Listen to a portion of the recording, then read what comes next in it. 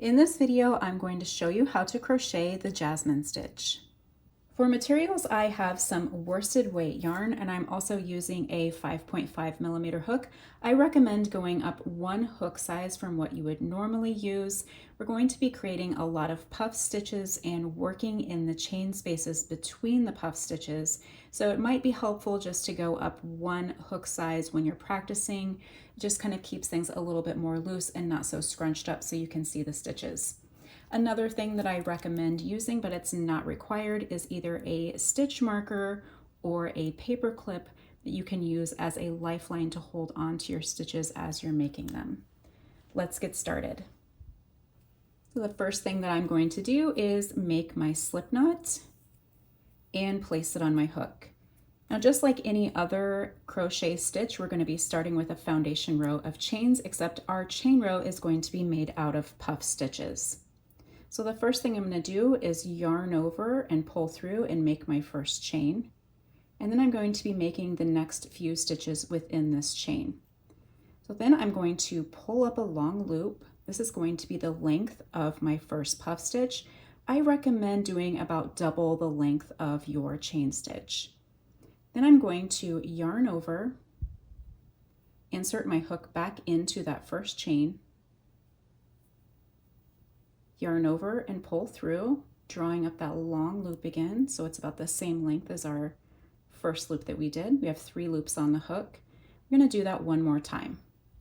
Yarn over, insert into that first chain, yarn over and pull that loop through. We have 5 loops here on the hook. Now we're going to yarn over and pull through all 5 of these loops, but before we do that, I'm going to pinch the yarn on the side here. Then I'm going to yarn over and pull through all 5 of those, allowing my yarn to kind of flow freely here. I'm then going to insert my hook back underneath that strand of yarn that we pinched, yarn over and pull through like you're making a single crochet, and then yarn over and pull through too. I'm going to do this a few more times here with you. So now we're going to be working in this space. We're going to treat this as our chain. So once again, drawing up a long loop, I'm going to yarn over, insert back into this space, yarn over and pull up another long loop, 3 loops on the hook, yarn over, insert back into that chain again, grab the yarn and pull it up. I now have 5 loops on the hook, and I'm going to pinch the yarn here at the top. I'm going to yarn over, pull through all 5 of those loops, and I'm going to rotate, insert my hook underneath that strand that I held onto, yarn over, pull through, 2 loops on the hook, yarn over and pull through 2. So we're making our foundation chain out of these puff stitches. So let's do a couple more, pulling up a long loop, yarn over, insert back into this space, grab the yarn and pull it up, long loop, do it once more, insert, grab the yarn and pull it up, 5 loops on the hook, pinch the yarn here at the top, yarn over and pull through, allowing that yarn to kind of flow freely so you're not smushing it up. And I'm going to insert my hook back underneath that strand very carefully, yarn over, pull through, yarn over, pull through. Okay, I'm going to do it one more time on camera. So I'm going to pull up a long loop here, yarn over, insert back into this space, grab the yarn and pull it through, grab the yarn and push it through, 5 loops on the hook, pinch the yarn up at the top, yarn over and pull through, then insert our hook back underneath that strand of yarn, yarn over and pull through, yarn over and pull through. I'm going to continue to make these puff chains off camera. If you want to pause the video, I'll meet you back here, let's say after we have, let's do 9. We're going to do 9 of these puff stitches. And here I have all 9 of my puffs that I made. I'm actually using the final one as a turning chain. So our project width is only going to be 8 puffs across. That number 9 is going to be used as a turning chain. So for row number 2, I'm going to start out just like I have before. I'm going to pull up a long loop. I'm going to yarn over and insert my hook back into that space. Pull through. I'm going to do that one more time. And this is where we would normally grab our yarn and pull through those 5 loops, but we're going to be inserting and repeating that for the next 2 chain spaces here. So we're going to skip over this first puff and working in this next chain space here. I'm going to yarn over and insert twice again. So yarn over, insert, pull up a long loop, do that one more time, and pull up a long loop. We now have 9 loops on the hook, and now I'm going to skip over the next puff stitch and work in this next chain space in between the puffs.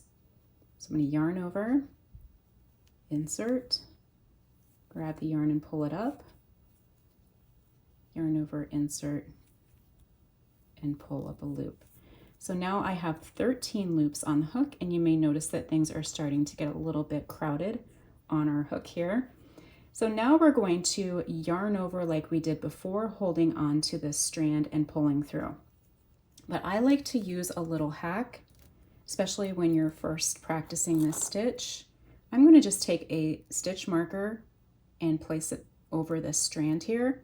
You can also use a paper clip or some sort of loop. And this is just going to be kind of like my lifesaver here. So I'm going to yarn over and pull through all 13 loops. And then I'm going to pull this strand back up. And just like I did before, I'm going to put my hook underneath that strand, yarn over and pull through. I have 2 loops on the hook, and yarn over and pull through. Okay, now I can get my stitch marker off of here. Now I'm going to be working back into this space, and this space for the next ones. So I'm going to pull up a long loop, yarn over, insert, grab the yarn and pull it up. One more time in this space right here. Now I'm going to be working into this space.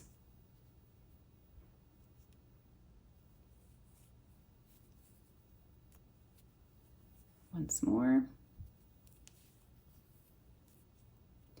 And finally, our next one, we're going to skip over this next puff and work in this space here. Yarn over, insert, grab the yarn and pull it up. One more time. 13 loops all together. And like you can grab the yarn and pull it through. However, if you'd like to have our little lifeline here, until you get the hang of this stitch, it's very helpful. I'm just going to yarn over, draw through all of those loops. I'm going to pull that strand up, insert my hook underneath of it, yarn over, pull through 1, and then yarn over and pull through 2. You can see that our little petals are starting to form on our jasmine flowers. Let's do that a couple more times. So I'm going to be inserting back into the center here, inserting into this next space between the puffs, and then between the last 2. So pulling up a long loop again, yarn over, insert back down into the center, pull up a loop, one more time. Now working into the next puff, right, or the next space between the puffs, right down at the base. Yarn over, insert, pull up a loop, One more time. And skipping over this next puff and working in the next space.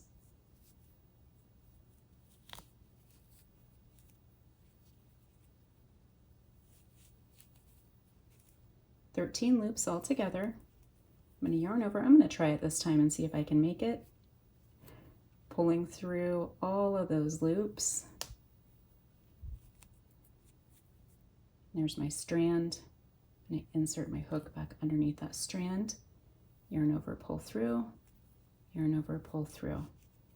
Now you can see our little flowers starting to form. So I'm going to do one more with you on camera here. So we're going to pull up a long loop, yarn over, insert back into the center of that space 2 times, and locating our next one, which is right here. It's kind of diagonal from the last one that we did. 1, 2, and then skipping over the next puff, working into this space. 1, 2. Try this again, pinching right here, yarn over and pull through all of those. You might have to do a couple of different shots here to get it all the way through. Then inserting my hook back underneath that strand that I pinched onto. Yarn over, pull through, and yarn over and pull through too. So I'm going to continue to work off camera until I get to the end of this row, and I'll show you how to complete the row. I'm at the end of my row now, and I have 1 puff stitch left. So I'm going to finish out this row. I'm going to draw up a long loop, yarn over, insert, pull that strand up for another long loop. One more time. And then working in the next chain space down here.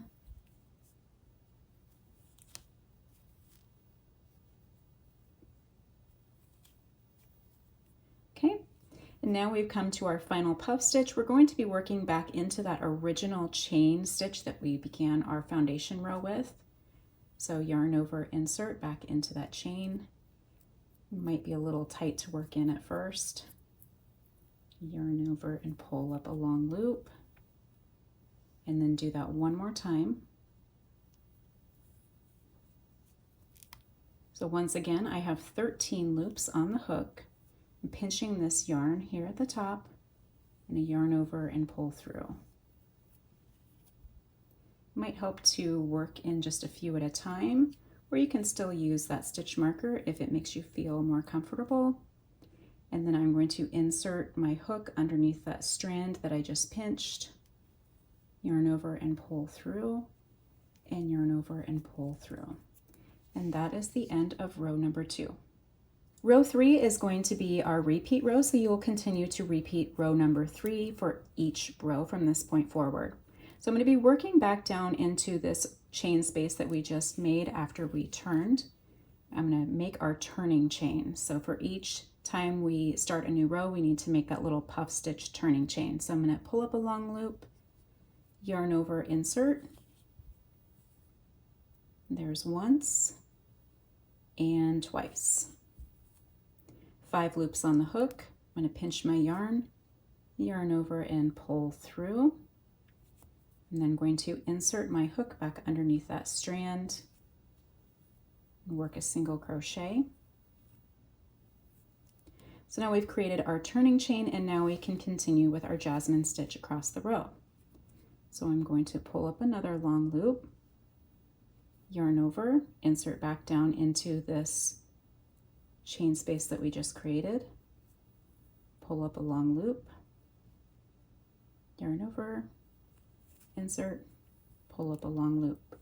Now I'm going to insert back into the base of the previous stitch and into the next chain space. So yarn over, insert back down into that chain space, pulling up a long loop. One more time. And then skipping over this next puff and working into the next chain space here. pulling up a long loop. Once again, 13 loops on the hook, and if you like, you can still use that stitch marker. I'm going to pinch the yarn right here and pull through and pull through, being careful not to drop any of those stitches. Did we make it? We got one more. There we go. Now I'm going to insert my hook back underneath that strand, yarn over and pull through, and yarn over and pull through. And now I'm just going to continue to work across like I did in the last row, just pulling up that long loop, working back down into the top of that space that we just created. Then I'm going to work in sort of the diagonal or the base of the stitch that we just made as well.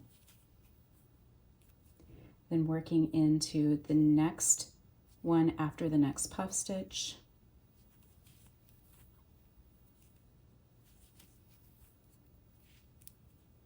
Yarning over and pulling through. And then inserting my hook underneath that strand.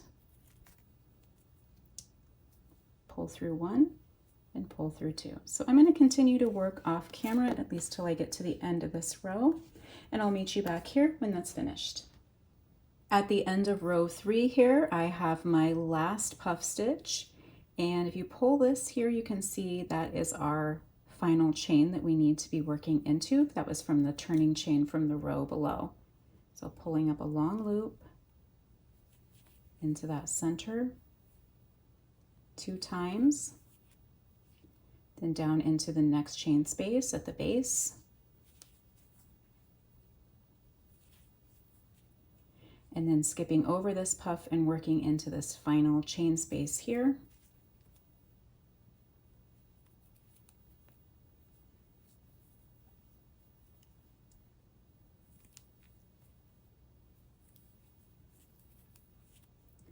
Then I'm going to pinch the yarn, pull through all 13 of those loops. Then I'm going to insert my hook, yarn over and pull through, yarn over and pull through. So that is how you complete our repeat row for row number 3. After a few rows, you can begin to see our rows of little puffed flowers beginning to emerge, which is one reason that I love this stitch and think it's so beautiful. Thank you for watching. If you've enjoyed this video, please be sure to give it a thumbs up and share it with your friends, as well as subscribe to my channel for more crochet tutorials.